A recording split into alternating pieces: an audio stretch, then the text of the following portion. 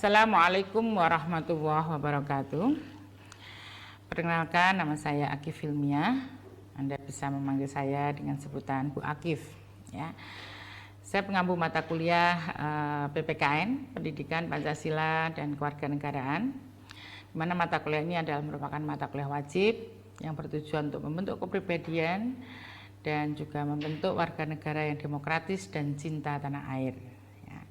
Pada perkuliahan kali ini Anda akan belajar tentang demokrasi dan Islam.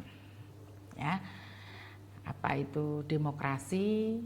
Ya, apa bedanya demokrasi dengan Islam? Ya, dan apa persamaan demokrasi dengan Islam? Dan bagaimana pandangan ulama tentang demokrasi? Ya, baik. Kita akan memulai dari yang pertama, urutan pertama adalah tentang pengertian. Apa itu demokrasi, hakikat demokrasi. Ya. Nah, demokrasi sebagaimana yang sudah banyak dikenal orang, itu berasal dari kata Yunani, dari kata demos dan kratos. Ya. Demos itu artinya rakyat, kratos itu artinya kedaulatan. Ya, maka demokrasi berarti adalah kedaulatan di tangan rakyat. Nah, menurut istilah bahwa demokrasi ini merupakan bentuk pemerintahan, di mana semua warga negaranya memiliki hak setara dalam mengambil keputusan yang dapat mengubah hidup mereka. Ya. Jadi itu demokrasi. Ya, di dalam bentuk demokrasi ini kita kenal ada demokrasi langsung dan demokrasi tidak langsung. Ya. Demokrasi langsung itu adalah rakyat langsung memilih pemimpinnya melalui pemilu, pemilihan langsung ya, di mana yang dipilih itu langsung adalah orangnya dalam bentuk foto. Ya, foto orang yang mau dipilih itu, ya, bukan simbol. Dulu kan ada pemilihan lurah, simbolnya jagung, tela gitu ya itu. Nah, sekarang yang langsung artinya ya langsung fotonya, foto dari orang yang akan kita pilih itu. Ya, itu namanya demokrasi langsung. Ya. Kalau demokrasi yang tidak langsung itu contohnya adalah ya perwakilan. Misalnya untuk memutuskan sebuah undang-undang tidak perlu semua rakyat berpendapat sendiri-sendiri, tidak, tapi adalah diwakili oleh Dewan Perwakilan Rakyat, ya, diwakili oleh Dewan Perwakilan Rakyat. Di sana wakilnya yang kemudian dia yang ikut tadi menentukan undang-undang ini mau disahkan atau tidak dan sebagainya. Ya. Nah, demokrasi itu ukurannya adalah suara terbanyak, itu yang dipilih, ya. Suara yang terbanyak, bukan berdasarkan orang itu baik atau tidak, ya, baik atau tidak, ininya bisa atau tidak, itu enggak ya, tapi suara terbanyak itu demokrasi. Ya. Beda mungkin dengan Islam ya. Kalau Islam yang dicari juga orangnya harus baik dulu, ya, gitu ya, terutama akhlaknya, gitu ya, akhlaknya, agamanya baik enggak, gitu kan. Nah, itu. Tapi kalau demokrasi enggak, yang penting kalau itu dipilih oleh banyak orang, ya sudah, itu yang jadi leader, gitu ya. Nah, ya meskipun orang itu tidak sempurna, ya. Oke. Nah, kemudian apa ukuran dari demokrasi atau parameternya itu apa? Ya. Nah, ukuran dari demokrasi itu adalah ada 3. Yang pertama adalah adanya pemilu. Ya, jadi negara itu dikatakan demokrasi kalau memilih pemimpinnya itu pakainya pemilu, ya, pemilihan langsung umum dan rahasia gitu ya. Nah, itu. Tapi kalau pemilihannya pemimpin itu berdasarkan keturunan atau berdasarkan ya tidak menggunakan pemilu gitu ya, penunjukan misalnya itu tidak demokrasi. Negara itu tidak masuk kategori demokrasi ya. Jadi mungkin ada kerajaan itu kan keturunan ya, atau penunjukan itu. Nah, kemudian yang kedua adalah pengaturan sistem distribusi kekuasaan negara. Artinya Tidak ada pemimpin yang absolut di situ. Jadi dibagi mana yang bertugas sebagai eksekutif, legislatif, ya, dan yudikatif. Jadi eksekutif itu adalah pelaksananya, ya. Yang membuat aturannya itu namanya legislatif. Dan yang akan menghukum kalau ada kesalahan itu namanya yudikatif. Nah, itu harus orangnya berbeda distribusinya, orangnya berbeda. Jangan satu orang punya pekerjaan tiga-tiganya. Ya, dia menjalankan, dia juga yang buat aturan, dia juga yang akan menghukum dan sebagainya. Nah, itu tidak demokratis. Gitu ya. Kemudian yang ketiga ada unsur kontrol rakyat. Jadi rakyat itu punya akses untuk mengontrol pemimpinnya, ya, kebijakan pemimpinnya itu melalui misalnya ada media yang mengkritisi misalnya gitu. Jadi media itu bebas untuk melakukan kritik pada eksekutif, legislatif, yudikatif. Nah, itu berarti demokratis, ya.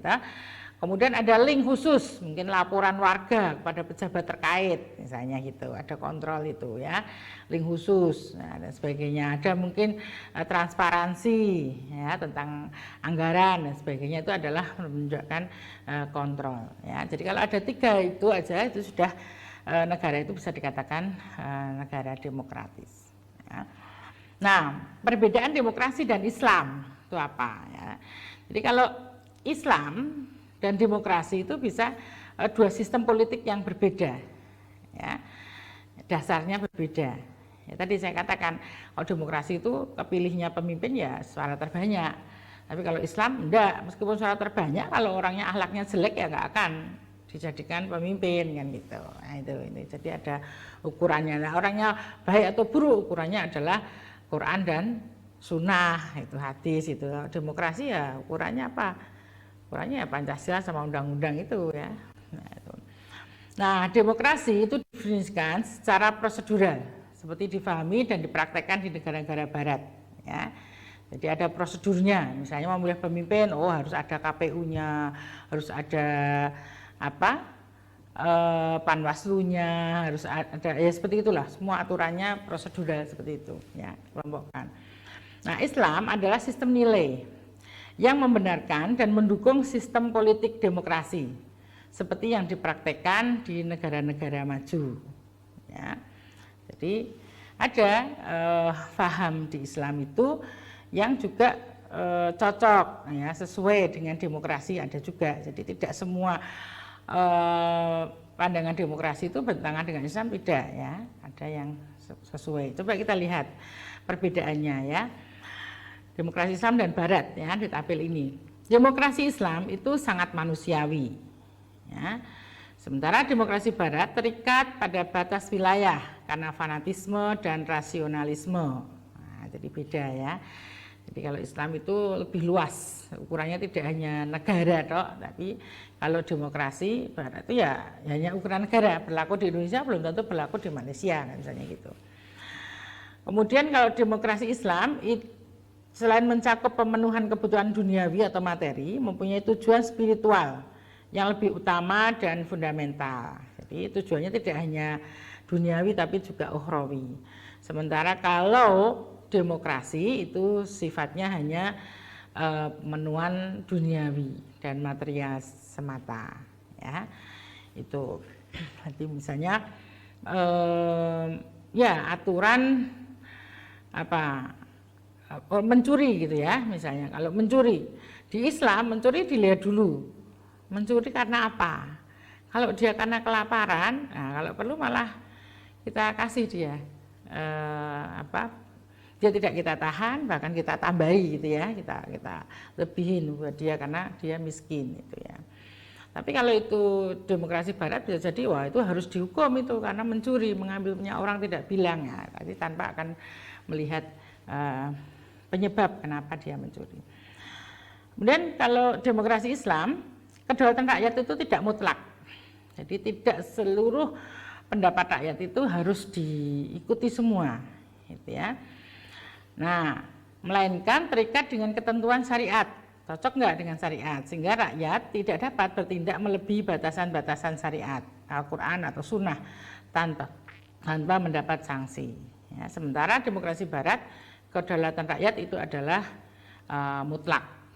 Jadi kalau sudah rakyat sudah bicara itu sudah, ya, yang lain kalah itu aturannya. Tapi kalau di Islam enggak, ya dilihat dulu apa yang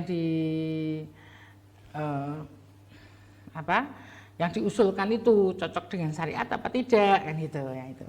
Ya, meskipun suaranya terbanyak, tapi kalau nggak cocok dengan syariat Islam misalnya, ya maka ya tidak akan di ACC, tidak akan dijadikan aturan gitu, kan itu ya. Oke, itu. Nah, itu perbedaannya. Ya, sedangkan persamaannya kita lihat bahwa demokrasi Barat dan demokrasi Islam, ya, jika demokrasi itu diartikan sebagai sistem yang diikuti asas pemisahan kekuasaan, nah maka di Islam juga cocok itu. Islam tidak akan, ya, jadi kalau seseorang kok jadi semuanya, ya dia pelaksana, ya pembuat aturan, ya penghukum, wah itu nanti kacau. Itu akan menjadi orang yang otoriter dan ini, ya. Tapi kalau itu dibagi-bagi bahwa pelaksana ini, kemudian pembuat aturan ini, kemudian penghukum ini, ya yudikatif ini, nah itu Islam cocok, ya tidak satu menang. Oke, itu persamaannya. Kemudian persamaan yang kedua bahwa demokrasi seperti definisi Abraham Lincoln tadi, dari rakyat untuk rakyat, ya, ya dari rakyat dan untuk rakyat tadi, itu ada juga dalam sistem negara Islam dengan pengecualian bahwa rakyat harus memahami Islam secara komprehensif. Ya, jadi rakyat itu tidak asal rakyat, tapi rakyat yang pendapatnya bisa dipakai itu ya rakyat yang punya pemahaman Islam yang komprehensif. Kalau rakyatnya itu yang bodoh kemudian berbicara dan lalu itu diterima apa yang dibicarakan, nah ini nggak bisa rusak, begitu ya. Tuh, jadi ini cocok bahwa di Islam juga menghargai pendapat dari rakyat, gitu. Ya, itu. Tapi dia harus paham tentang Islam, katanya itu. Kemudian demokrasi, samanya ketiga adalah adanya dasar-dasar politik dan sosial, ya. Demokrasi itu pada dasarnya adalah mengatur dasar-dasar politik kekuasaan, ya, sosial atau masyarakat, ya, karena politik itu otomatis nanti akan mengatur pada masyarakat. Nah ini, karena kalau tanpa adanya aturan, nah masyarakat akan kacau.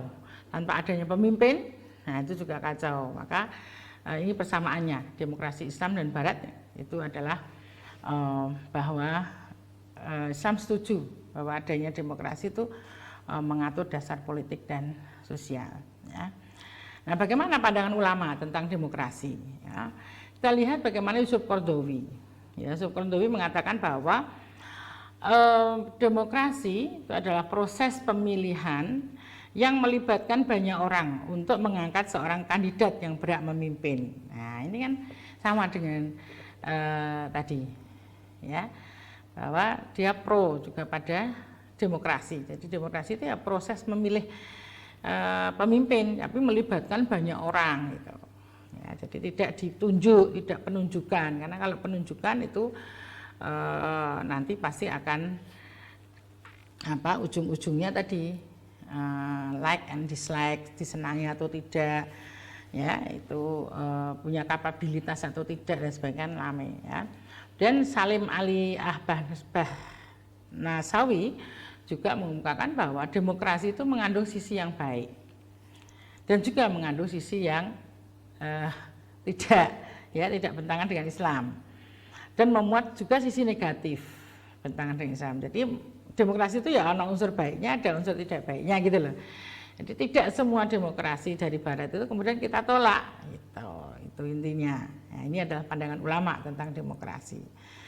Jadi dengan demikian maka demokrasi dan Islam itu tidak bertentangan, gitu ya, tidak bertentangan.